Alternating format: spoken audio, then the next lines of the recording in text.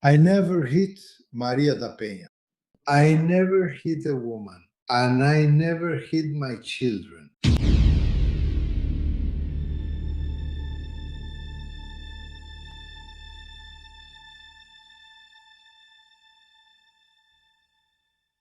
No matter how much dirt you put on top, they insist on showing up. The Maria da Penha law was the law that may have literally started the hunt for men in this country. Who wouldn't want to defend a poor lady who supposedly suffered abuse from her own husband, who was supposed to protect her? A lady who, according to her, is even in a wheelchair because of this mistreatment. Who, in their right mind, wouldn't feel moved and want to see more justice, harsher punishments for this kind of abuser? But what if, just by chance, everything we've heard so far about this Maria da Penha case was all a farce? To reach that conclusion, we need to understand what happened. In the article published on the Terra website, which is extremely woke, they say the following. Record was censored by the court after promoting the interview the man is arrested. It seems that there's a certain reluctance in this article to call things as they are. They don't even include images in this article. They don't specify which case they mean. But even so, the narrative goes on. Record was prevented by the court from airing an exclusive interview conducted by journalist Roberto Cabrini for Domingo Espetacular. The measure was a result of the arrest of Marco Antônio Heredia Viveiros, ex-husband of activist Maria da Penha. It's interesting that they refer to her here as an activist. The Colômbia was arrested on Sunday, August 9, 2026, in Natal, Rio Grande do Norte, after the program's promos aired.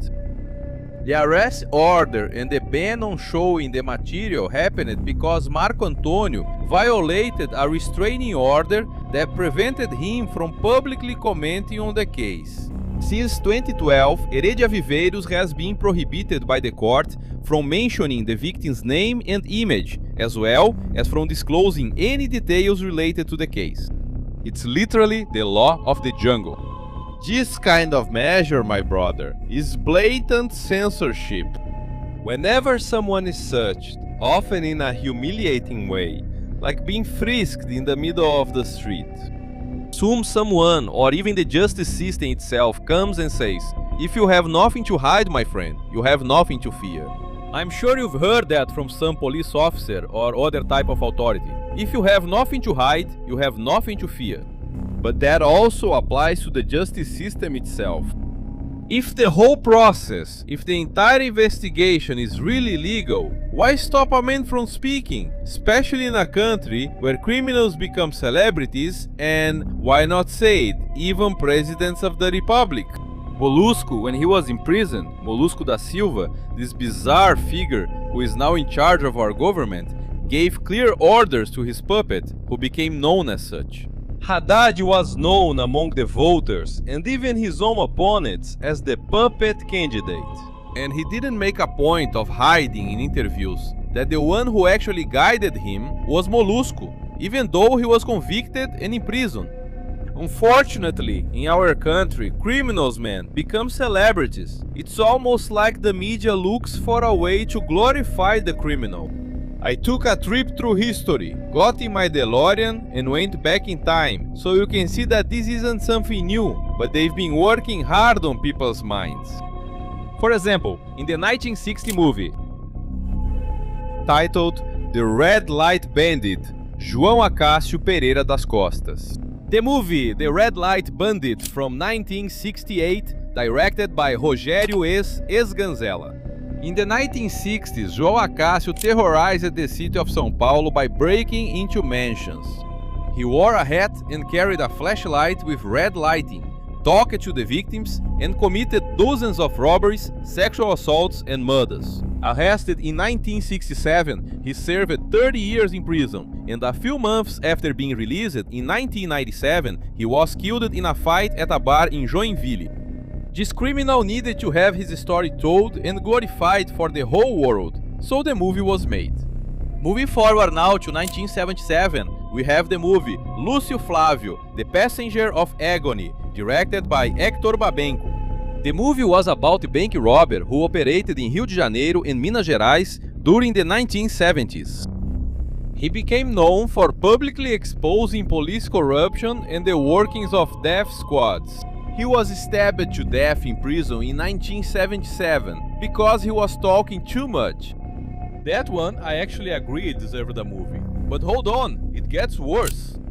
Between 2002 and 2008, we had the movie Bus 174 in a documentary style, and Last Stop 174. The movie told the story of the survivor of the 1993 Candelaria massacre.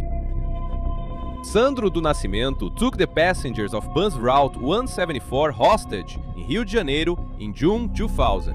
The crisis was broadcast live for hours, and in the end, when trying to use a hostage as a shield, the police fired, missed the target, and hit the hostage, Geisa Firmo Gonçalves, who died at the scene. Sandro was suffocated to death in the police car after his surrender. Literally, this movie was meant to attack the authorities and portray the criminal as a victim. Also in 2008, another movie glorifying criminals was released called My Name Is Not Johnny. It told the story of a young man from Rio de Janeiro's upper middle class in the 1990s, João Guilherme Estrela. He went from attending parties in Rio de Janeiro's South Zone to becoming one of the biggest cocaine suppliers to the city's elite. He was arrested in 1995, served time in a forensic psychiatric hospital and prison, and later recovered, becoming a music producer. In this movie, we even have a scene where a judge says that the law, or justice, can't be something exact. In other words, she can't just apply what's written on paper, what's in the law. She would have to look at each case individually and apply her own version of justice. It's a movie, my brothers, that when you're young you don't notice this, but when you grow up and understand all the indoctrination the media has been doing for decades, you consider My Name Is Johnny a real horror movie.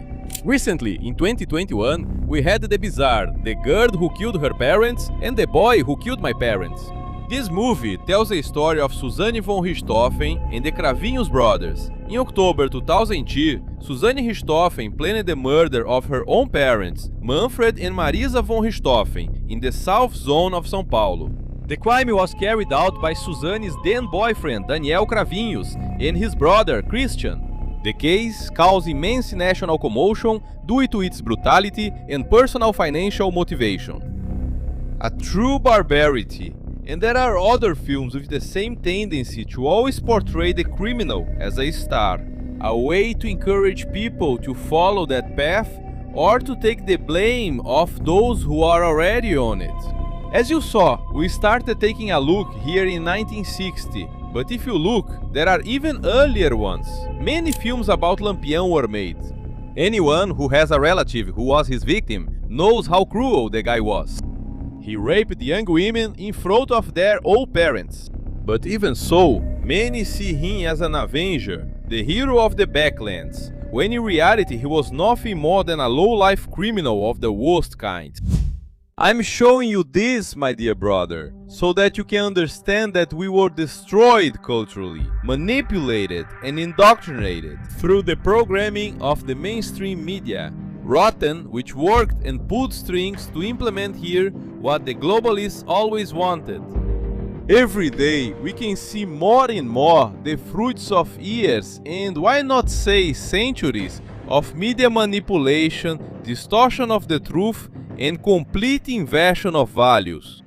That's why today we have laws that are literally destroying marriage and even people's relationships in our country.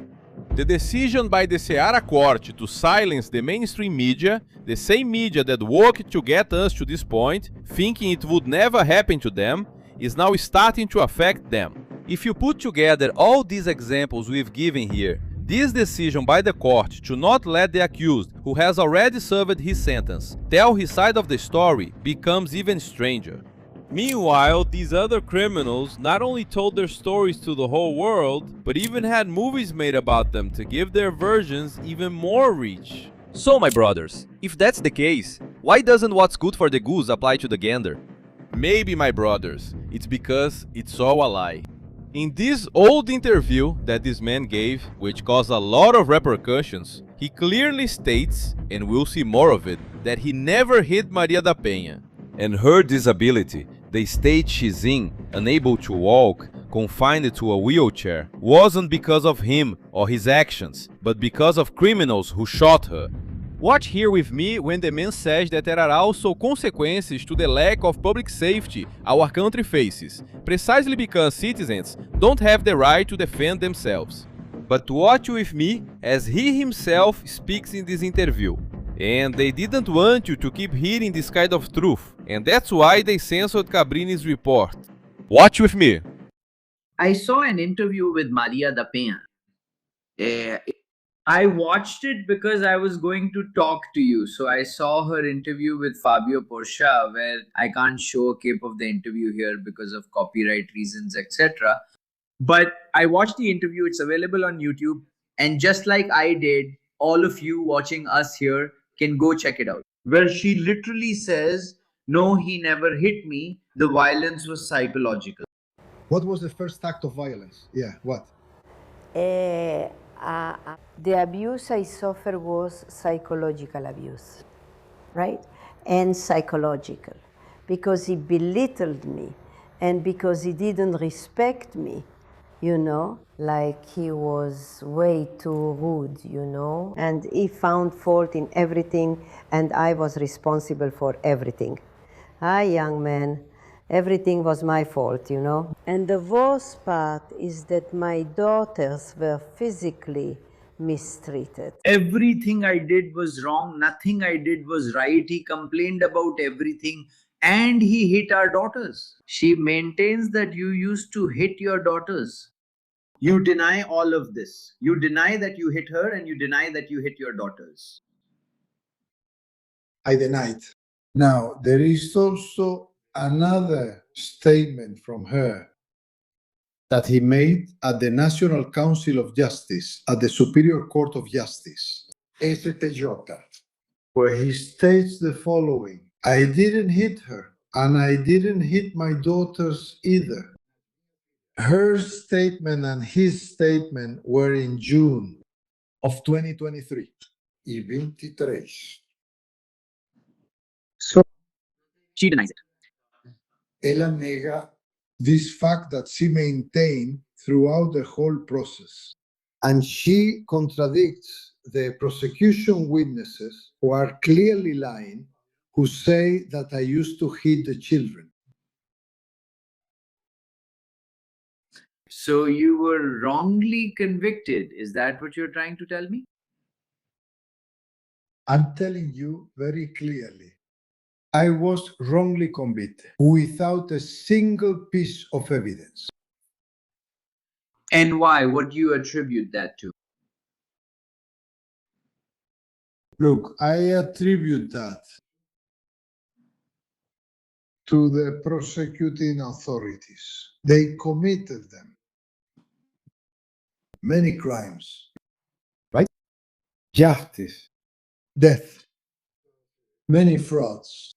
They never investigated any accusation, right? Inflammatory, slanderous. Coming from her, everything she said was true. It was true. It's the truth. It's the truth. And the tabloid newspapers, disinformation peddlers, they started reporting it all as true. I'm going. I really won't remember because it's a show I did for almost 21 years straight. So I really don't know the year. I know that the Maria da Penha law is from 2006, I think, August 2006. And then I interviewed her after that date. But I don't remember the exact date. But she was in a wheelchair and she is still in a wheelchair. Why did she end up in a wheelchair? Because I spent my whole life thinking that you used to hit her, and that's why she ended up in a wheelchair. So, is that not true? She was a victim of the robbers who broke into our house. I faced them to defend my family, her and my 3 daughters. I was injured, and she was also injured. So, and then I dedicated myself to helping her. And I helped as much as I could. And oh, Mela, when I returned from Sarah Kubitschek, I was able to get a place there through a politician. I took her to Brasilia. I visited her at home for 10 days while I was making renovations at home to adapt it to the needs of a wheelchair user. If this man is lying, my noble and dear brothers, the way justice operates gives total credibility to his version. Well, justice has to be justice. It doesn't have to take sides, whether it's for or against something or someone. Justice has to investigate, find the evidence, and convict or acquit, depending on what is found. This woman said that he abused her children and said that she suffered abuse. But there isn't a single piece of evidence of that, only arguments. And as you saw, if you pay close attention, you saw that she herself confessed that he never assaulted her. It was only psychological abuse. This opens the door for someone to literally say they are being abused for anything or any action. It's absolute madness, but this is the madness we live with in our country. I repeat, if this man is lying, the actions, obscure, strange, controversial, even going so far as to censor a story from the mainstream media itself. We're not even talking about YouTube channels or social media. We're talking about the mainstream media itself, the so-called clean media. Even they had a story censored. But there was a ban. But the guy has already been released. And what kind of ban is this in a country where criminals give their side of the story, give interviews, get movies made about them, and control a presidential candidate directly from their cell in prison? Even so, in this same country, the man is forbidden from giving an interview to tell his side of the story. My brothers, it's clear that we're living under an outright dictatorship. And do you want to know who the real culprits are? It's this left-leaning right that's out there. This wasn't the time for us to be thinking about electoral disputes. This was the time for us to be organizing work stoppages and general strikes all over the country. Especially because a large part of the population is very suspicious of the whole system, and you know very well what I'm talking about. Even so, the guys still want to legitimize everything that's going to happen. The one who warns you is a friend, my brother. Maria da Penha, I repeat, was the starting point for criminalizing the act of individual violence. If it turns out that everything was actually a farce, it will be out in the open. What the system wanted was just a good mask to show and say, look, this is why we need to do this. Anyway, I've talked too much about this video already. I hope you understood. If you did, please share it and show it to more people. You might even think it's silly, but your comment makes a huge difference, since the algorithm understands that the video generated interactions with the audience. The audience watched and liked it enough to comment. So please, leave a comment and a like to support this work. As you know, it's getting rarer every day to find channels that tell the truth without having some hidden agenda behind it, like getting votes and so on. So my brothers, share it. Value those who deserve it. God be with you. Hugs. And don't forget, we are in this together. Boom!